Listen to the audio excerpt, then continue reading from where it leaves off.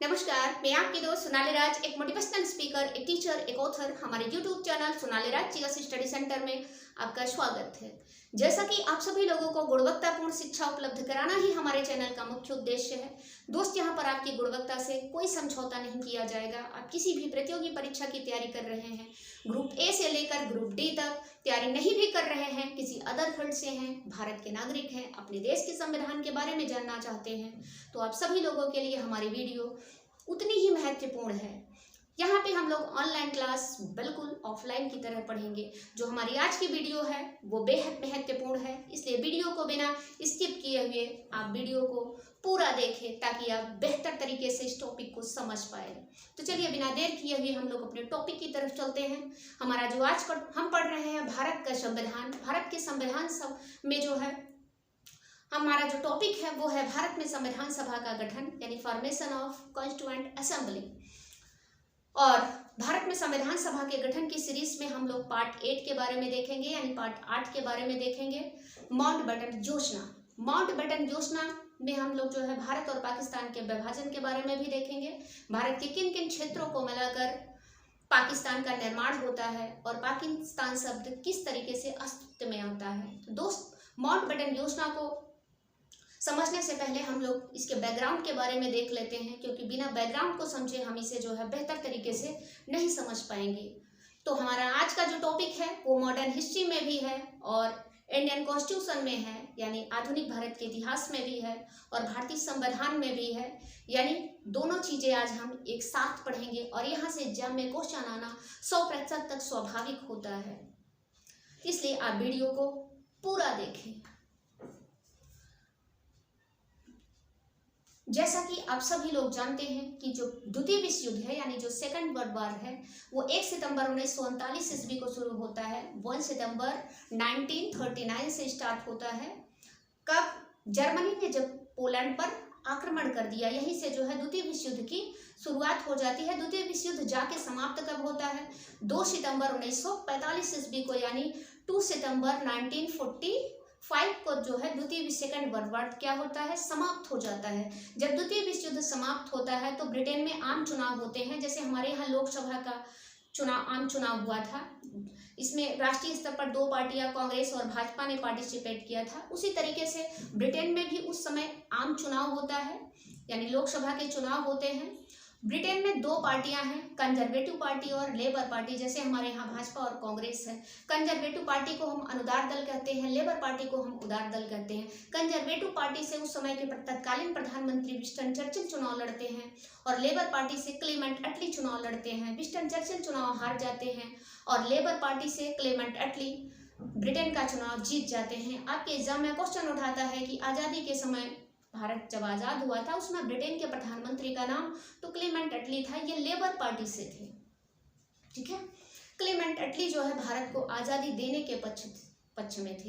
एक पॉइंट यहाँ पर याद रखने योग्य ये भी है कि 1945 में जो 11 ब्रिटिश भारतीय प्रांत थे, यानी 11 राज्य ऐसे जहाँ पे अंग्रेजों ने कब्जा किया था, बाकी में देशी रियासतें थी, उन राज्यों के प्रांतीय विधानसभाओं के भी चुनाव उस समय 1945 में हो गए थे।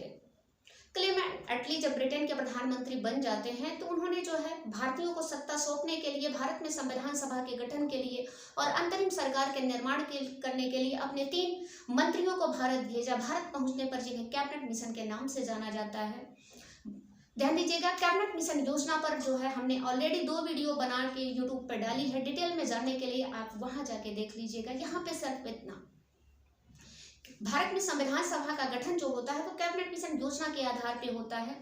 भारत में जब संविधान सभा का चुनाव होता है तो कांग्रेस को पूर्ण बहुमत मिलता है। 389 में से कांग्रेस को 208 सीट मिलती है, जबकि मुस्लिम लीग, जिसके अध्यक्ष मोहम्मद अली जिन्ना थे, उनकी पार्टी को मात्र 73 सीट मिलती है। अन्य पार्टियों को 15 सीट मिलती है, यानी कांग्रेस को पूर्ण बहुमत मिलता है।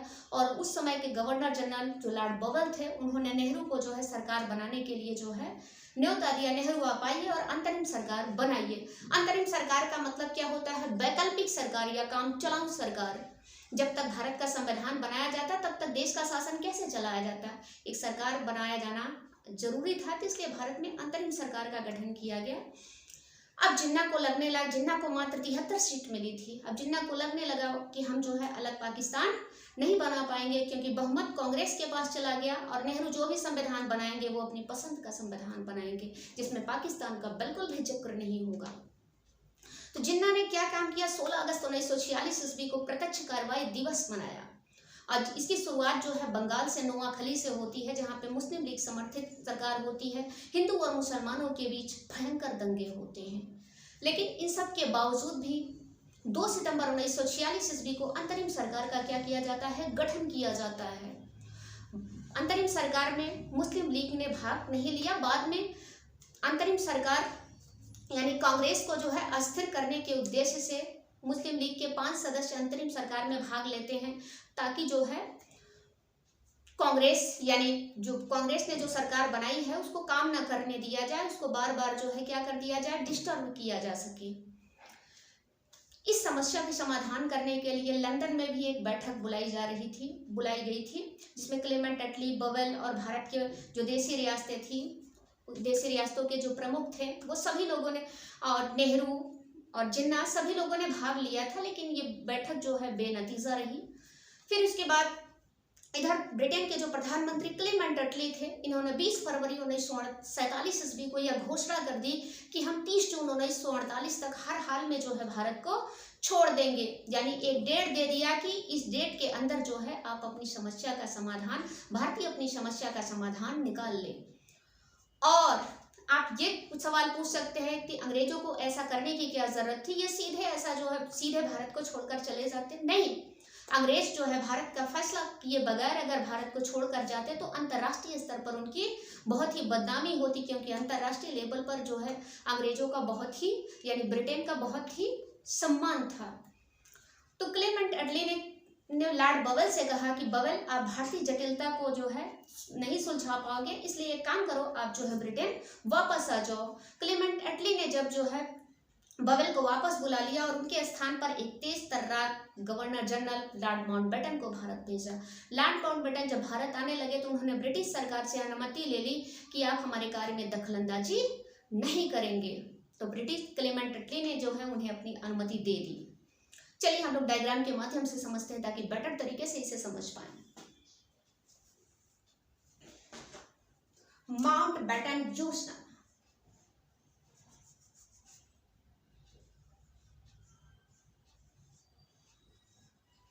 माउंटबेटन योजना, इसे माउंटबेटन प्लान के नाम से भी जाना जाता है। माउंटबेटन जो है इनके जहाज का नाम था यार्क MW102। ठीक है, इनके जहाज का नाम कभी कभी एग्जाम में पूछ लेता है, ये किस जहाज से जो है भारत आए थे। तो माउंटबेटन जो है 23 मार्च 1947 ईस्वी को MW102 नामक जहाज से जो है भारत आते हैं। भारत आने के बाद लॉर्ड माउंटबेटन जो है भारत के प्रमुख नेता थे, यानी देसी रियासतों के प्रमुखों थे, रजवाड़ों के जो प्रमुख थे उनसे मिलते हैं, नेहरू से मिलते हैं, जिन्ना से मिलते हैं। ठीक है, कहने का मतलब वो भारत के जो प्रमुख नेता थे, गांधी से मिलते हैं, पटेल से मिलते हैं, इन सब नेताओं से मिलते हैं। सबकी अपनी अलग अलग राय थी, ध्यान दीजिएगा, सबकी अपनी अलग अलग राय थी। कांग्रेस अखंड भारत की मांग कर रही थी, वहीं पे मुस्लिम लीग पाकिस्तान की मांग कर रही थी, देसी रियासतें स्वतंत्रता की मांग कर रही थी। अब माउंटबेटन का भी दिमाग खराब, लेकिन वो तो भारतीय जटिलता को सुलझाने के लिए आए थे, उन्होंने हार नहीं मानी। इसलिए ध्यान दीजिएगा, माउंटबेटन को जो है भारतीय जटिलता को सुलझाने के लिए ही फ्रीडम एट मिडनाइट यानी आज़ादी आधी रात को एक पुस्तक है, जिसकी लेखिका है डोमनी क्यूपर्थरले और लैरी कॉलिंग्स। इन्हें जो है सपनों का राजकुमार कहा गया है। मोस्ट इंपॉर्टेंट, आपके एग्जाम में क्वेश्चन पूछ लेता है, सपनों का राजकुमार किसे कहा गया है? तो लॉर्ड माउंटबेटन को कहा गया है। फ्रीडम एट मिडनाइट में इनकी पुस्तक है, आपको मौका मिले तो आप इन्हें जरूर पढ़िएगा इस पुस्तक को। और एक चीज और, ये भारत के जो है 34वें गवर्नर जनरल थे। ध्यान दीजिएगा, भारत के 34वें गवर्नर जनरल थे लॉर्ड माउंटबेटन, और भारत के प्रथम और अंतिम अंग्रेज गवर्नर जनरल थे ये। जबकि प्रथम और अंतिम भारतीय गवर्नर जनरल पूछेगा तो सी राजगोपालाचारी, और मान लीजिए अगर भारत का प्रथम गवर्नर जनरल पूछता है, प्रथम अंग्रेज गवर्नर जनरल, तो लॉर्ड विलियम बेंटिंक। बंगाल का पूछता है तो वारेन हेस्टिंग थे। ठीक है, इन नेताओं से मिलने के बाद लॉर्ड माउंटबेटन ने जो है, चलिए डायग्राम के माध्यम से समझते हैं। लॉर्ड माउंटबेटन ने 3 जून, ध्यान दीजिएगा, लॉर्ड माउंटबेटन ने 3 जून 1947 ईस्वी को जो है एक योजना प्रस्तुत की, जिसे जो है जून योजना के नाम से जाना जाता है। किस नाम से जाना जाता है? जून योजना के नाम से जाना जाता है, और डिकी बर्ड योजना के नाम से भी जाना जाता है, क्योंकि डिकी बर्ड जो है इनके बचपन का नाम था। लॉर्ड माउंटबेटन के बचपन का नाम डिकी बर्ड था, इसे जो है जून योजना या डिकी बर्ड योजना के नाम से भी जाना जाता है। ध्यान दीजिएगा दोस्त। और लॉर्ड माउंटबेटन योजना या जून योजना, डिकी बर्ड योजना एक ही बात। लॉर्ड माउंटबेटन, इससे पहले एक प्लान और आया था जिसे बाल्कन प्लान कहा जाता है, यानी बाल्कन प्लान को अप्लाई जो है प्रथम विश्व युद्ध के बाद यूरोपीय देशों के लिए किया गया था, भारत में भी अप्लाई किया गया। लॉर्ड माउंटबेटन ने जो है पटेल के जो सचिव थे बीवी कृष्ण मेमन, उन्हें जो है बाल्कन प्लान को दिखाया। जो जो मांग रहा है उसको दे दो, जिन्ना को पाकिस्तान दे दो, देशी रियासतों को स्वतंत्र दो, बाकी जो बचा है उसे हिंदुस्तान बना दो। जब ये बात पटेल के कान तक चली, उन्होंने कहा खबरदार, ऐसा नहीं हो सकता है, इस प्लान को यहीं पे दफन कर दो। तो बाल्कन प्लान वहीं पर क्या हो गया? दफन हो गया। इधर जो है भारत, जब माउंटबेटन योजना जब आती है तो उस समय भारत में भयंकर दंगे हो रहे थे। विभिन्न दल के जो नेता थे उनके अलग अलग बयान निकल के सामने आ रहे थे। महात्मा गांधी, जो आपके एग्जाम के दृष्टिकोण से बेहद महत्वपूर्ण है, महात्मा गांधी ने कहा भारत और पाकिस्तान का बंटवारा मेरी लाश पर होगा। पटेल ने कहा कटा-फटा ही सही लेकिन हमें स्वस्थ भारत चाहिए। खान अब्दुल गफ्फार खान ने कहा कांग्रेस ने हमें धोखा दिया और मरने के लिए भूखे भेड़िए के सामने छोड़ दिया। इसके अलावा अबुल कलाम आजाद ने कहा कि विभाजन को स्वीकार करना कांग्रेस की राजनीतिक जो है असफलता थी। इन सब के बावजूद भी 14 जून 1947 को कांग्रेस की कार्य समिति की एक बैठक बुलाई जाती है। भारत और पाकिस्तान के विभाजन की जो योजना थी उसे जो है वल्लभ भाई पटेल ने प्रस्तुत किया, गोविंद बल्लभ पंत ने प्रस्तुत किया उस समय। फिर उसके बाद जो महत्वपूर्ण नेता थे, नेहरू, पटेल, जिन्ना, ये जितने थे, इन्होंने माउंटबेटन योजना को स्वीकार कर लिया। चलिए माउंटबेटन योजना की मुख्य बातों के बारे में देखते हैं। उसकी जो मुख्य बातें थी वो क्या थी? माउंटबेटन योजना की जो मुख्य बात थी, यानी माउंटबेटन योजना की मुख्य बातें क्या थी?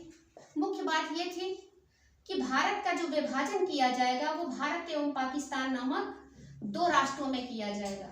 ठीक है, भारत का विभाजन भारत और पाकिस्तान नामक 2 राष्ट्रों में किया जाएगा और भारत को 15 अगस्त 1947 तक जो है आज़ादी मिल जाएगी। दूसरी बात ये कहा गया है, जो संविधान सभा है वो अपना कार्य करती रहेगी। संविधान सभा अपना कार्य करती रहेगी। जो इसे स्वीकार करेगा उन क्षेत्रों पर लागू होगी, जो इसे स्वीकार नहीं करेगा उन क्षेत्रों पर लागू नहीं होगी। तीसरी बात ये कही गई कि देशी रियासतों को क्या मिलेगी, यानी जो प्रिंसली स्टेट थे उनको जो है स्वतंत्रता प्रदान की जाएगी। उनकी मर्जी, वो स्वतंत्र रूप से अपना डिसीजन ले पाएंगी। उनकी मर्जी, वो भारत में जाएंगी, पाकिस्तान में जाएंगी या अपना एक स्वतंत्र यानी अलग देश बनाएंगी। चौथी बात ये कही गई इसमें कि भारत और पाकिस्तान का विभाजन जो है, भारत एवं पाकिस्तान का जो विभाजन किया जाएगा वो जनमत संग्रह के आधार पे किया जाएगा। यानी किस आधार पे किया जाएगा? जनमत संग्रह के आधार पे किया जाएगा, रेफरेंडम के आधार पे किया जाएगा। ध्यान दीजिएगा, उस समय भारतीय प्रांतों की संख्या कितनी थी? 11 में से 6 क्षेत्र ऐसे थे जो हिंदू बहुल थे, जिसमें से आपके उत्तर प्रदेश, संयुक्त प्रांत, मध्य प्रांत, बिहार, मद्रास, उड़ीसा, बॉम्बे, ये थे हिंदू बहुल थे। यहाँ पे कोई समस्या सिर्फ 5 प्रांतों में थी। वो 5 प्रांत ऐसे थे जो मुस्लिम बहुल थे। वो 5 प्रांत कौन कौन से थे? वो 5 प्रांत थे सिंध जो है मुस्लिम मेजोरिटी वाला क्षेत्र था, इसलिए सिंध की जनता ने जो है क्या किया? पाकिस्तान में जाना स्वीकार किया। फिर उसके बाद आपका आता है पंजाब में था आपका पूर्वी पंजाब और पश्चिमी पंजाब। पूर्वी पंजाब जिनमें जो है हिंदू और सिख थे, भारत में आ गए और पश्चिमी पंजाब की जनता पाकिस्तान में चली गई। तीसरा था आपका बंगाल में जो है आपका पूर्वी बंगाल था और पश्चिमी बंगाल हिंदू बहुल थे, भारत में आ गए, जबकि पूर्वी बंगाल की जनता जो है पाकिस्तान में चली गई। फिर उसके बाद बचता है 2 असम का सिलहट और उसके बाद जो है आपका उत्तर पश्चिमी सीमा प्रांत। यहाँ पर दोनों जगह जनमत संग्रह कराया जाता है। दोनों की जनता जो है कहाँ चली जाती है? पाकिस्तान चली जाती है। हमारी वीडियो यहीं तक। ऐसे ही महत्वपूर्ण वीडियो को जानने के लिए, ऐसे ही महत्वपूर्ण जानकारी प्राप्त करने के लिए आप हमारे चैनल को सब्सक्राइब करें, ताकि आपको आगे आने वाली सूचनाएं आपको मिलती रहें, और ज़्यादा से ज़्यादा शेयर करें। धन्यवाद।